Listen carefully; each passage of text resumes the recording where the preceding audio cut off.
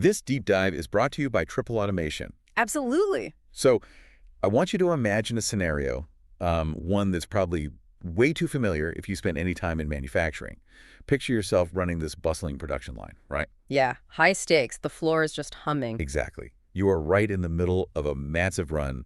The throughput is hitting all the targets, metrics are totally green, and then, completely out of nowhere, a critical robotic arm on the primary assembly line, it seizes up. It stops dead. Oh man, that sudden silence. When a primary mover drops offline, it's just distinct. It is literally the sound of supply chains fracturing. Right, the entire facility just grinds to this agonizing halt. Yeah. And in that single instant, you're watching thousands of dollars in hourly revenue just evaporate. Oof, gosh. Your engineering team is scrambling. They're running diagnostics on this mechanical failure that absolutely nobody saw coming. I want you to frame that specific panic in your mind, because that scenario, unplanned downtime, that is a plant manager's absolute worst nightmare. It really is. You're entirely at the mercy of the breakdown.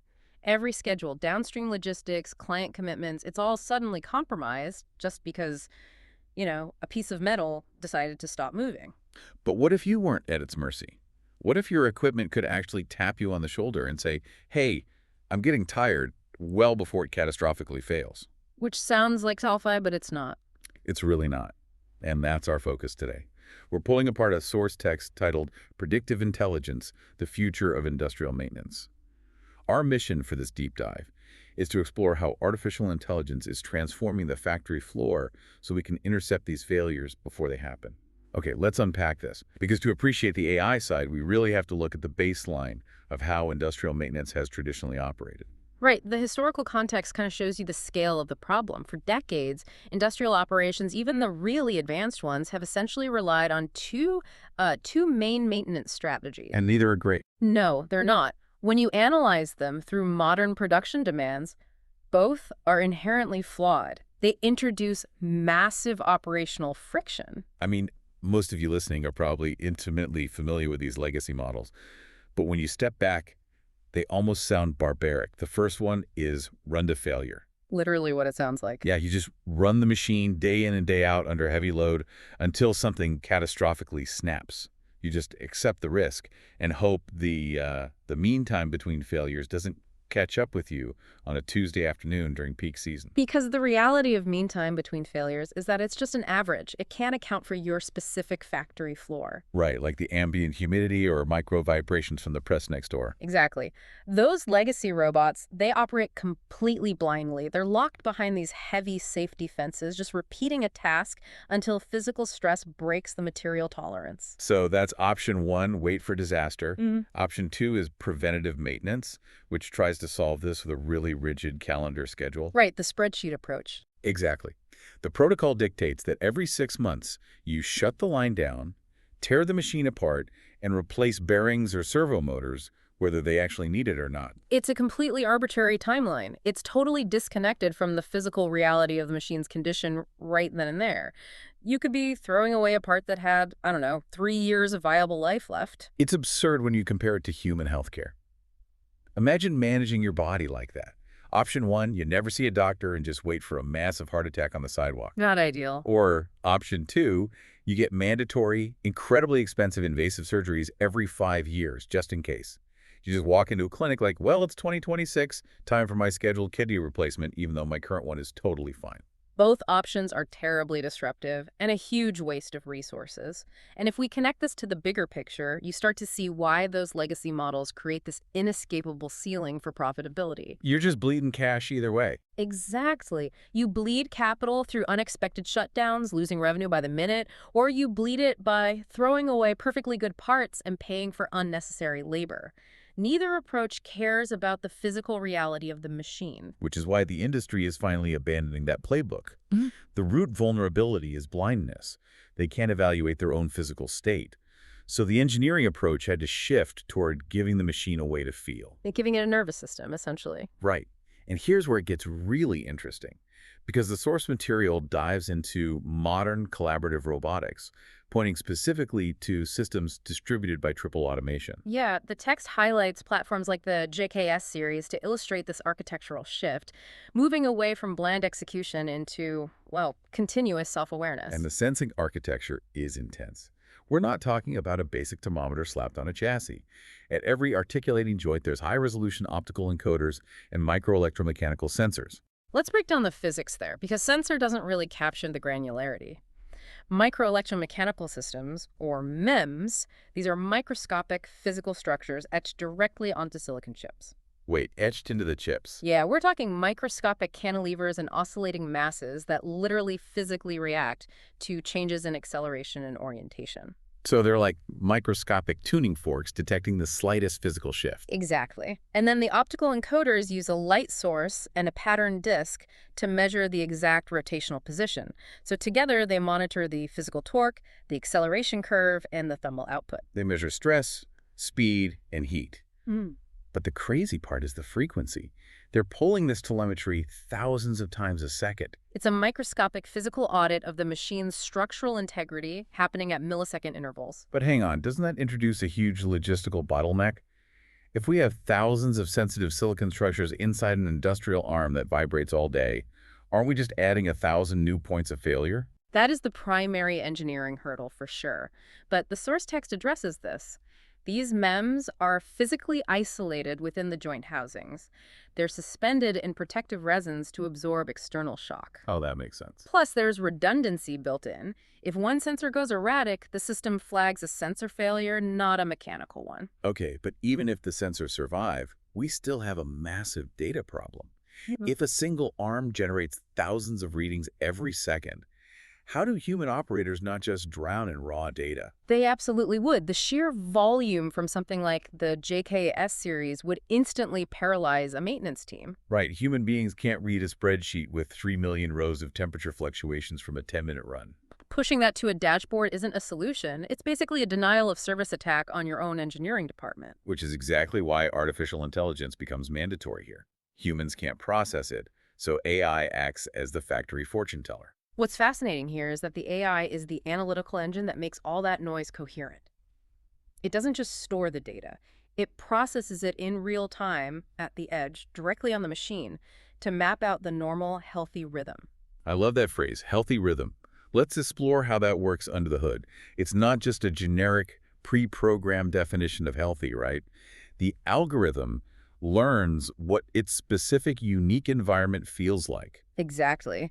Think of the algorithm like a master symphony conductor. The conductor knows exactly what the full orchestra should sound like. If one violinist in the back is a half step flat, the conductor hears that anomaly instantly. Cutting right through the noise. Yes.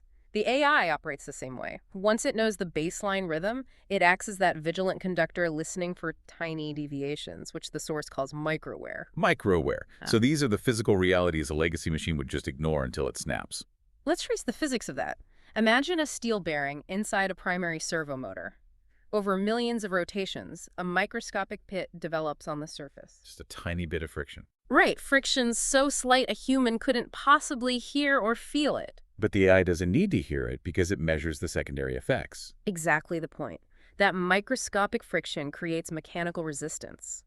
To maintain its speed against that resistance, the motor has to pull a fraction of a milliamp more electrical current. And simultaneously, that friction generates what? A tiny, localized thermal increase. 0.1 degrees. To a legacy controller, a fraction of an amp and a tenth of a degree mean nothing. It's well within operating parameters. But to the predictive AI, that combination is a glaring neon red flag. It correlates the current spike with the thermal increase, and it identifies the physical deterioration of the bearing weeks before it shatters. It translates invisible physics into an actionable alert. The source draws this brilliant analogy to modern smart tech and electric vehicles, which I think really grounds it. Yeah, the EV analogy perfectly clarifies the shift from reactive to proactive. You don't drive an EV and just wait for the battery to catastrophically fail on the highway. No, you have intelligent battery management software constantly monitoring cell voltages. If there's a minor inefficiency, it flags it on your dashboard while you're safely parked in your garage. Not when you're merging at 65 miles an hour. By leveraging these AI platforms, companies are bringing that exact level of foresight to the manufacturing floor. The machine essentially generates a scheduled maintenance request for itself. It's literally saying, hey, I'm experiencing micro wear in joint 3, maybe swap that bearing during the planned shutdown next month. Exactly. But I want to introduce some skepticism here, because the source text positions platforms like the JKS series as the definitive solution. But all this AI, edge computing, MIMS telemetry, it sounds like an astronomical capital expenditure. It sounds expensive. Yeah, it sounds like something only a multi-billion-dollar OEM could ever afford. That is a very common assumption. But the source material explicitly focuses on the economic impact for SMEs, small and medium-sized enterprises. So what does this all mean for the little guy? For a Tier 3 supplier running a specialized CNC operation, this isn't just about optimizing profit margins. It's survival. Consider their vulnerability. A massive enterprise might have redundant lines. If one goes down, they just route production elsewhere. Right, but an SME rarely has that luxury. Exactly. For them, a catastrophic failure isn't just a dip in quarterly profits. It usually means a missed delivery window for their anchor client. Which jeopardizes their entire business model. Right. And then you have the direct financial bleed of the breakdown itself. Emergency repairs are exorbitant. If a machine fails on a Friday afternoon, you are paying top dollar for expedited shipping, weekend overtime for technicians, plus operators standing around unable to work. So predictive intelligence eliminates that specific panic. You fix the microscopic friction on a scheduled Tuesday morning instead of dealing with a shattered motor housing on a weekend. This raises an important question, though. Considering the accessibility of aftermarket predictive modules in advanced systems like the JKS series, how much longer can any competitive business realistically afford not to adopt proactive strategies?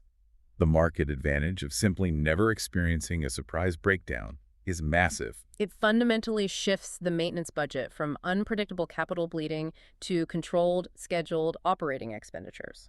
But to push back slightly, retrofitting older facilities isn't trivial. An SME might have millions tied up in legacy machines that don't have built-in MEMS sensors. That is a critical logistical challenge. However, the industry is rapidly developing aftermarket predictive modules. Oh, like add-ons. Yeah, external sensor arrays and edge computing nodes that physically or magnetically mount to legacy hardware. The AI learns the vibration and thermal baselines from the outside in. So it's an onboarding ramp for SMEs. They get predictive insights without needing a total facility overhaul. That's huge. Whether you manage a massive facility or a boutique line, this technology is ultimately about future-proofing your operations. It removes the anxiety and the guesswork. It ensures your capital equipment is genuinely working for you, rather than your team constantly working to maintain the equipment. If you're listening and you're ready to stop managing your facility by putting out daily fires, you need to explore these systems. Step away from the panic of run to failure. Exactly. You can connect with the experts at Triple Automation by visiting tripleautomation.com. That is tripleautomation.com to explore how advanced telemetry and predictive intelligence can fundamentally protect your bottom line. Transitioning to predictive intelligence really is the difference between merely surviving your equipment and actively mastering your production capabilities. It truly is. And as we wrap up this deep dive, I want to leave you with a thought to mull over. We've analyzed how AI and microsensors allow industrial robotics to detect microscopic friction and essentially say they are getting tired before a failure. But zoom out for a second. Think about the inevitable trajectory of this sensor tech as it gets cheaper. How long will it be until literally every mechanical object in our daily lives possesses this exact same nervous system? The expansion into public infrastructure. Exactly. From the compressor in your kitchen refrigerator to the structural steel supports in the bridges you drive over, what if they all begin mapping their own healthy rhythms? Self-diagnosing constantly. Transmitting data about wear and tear long before a failure ever manifests. Take a moment and really imagine it. What will it actually be like to live and operate in a world where nothing, absolutely nothing, ever breaks by surprise again?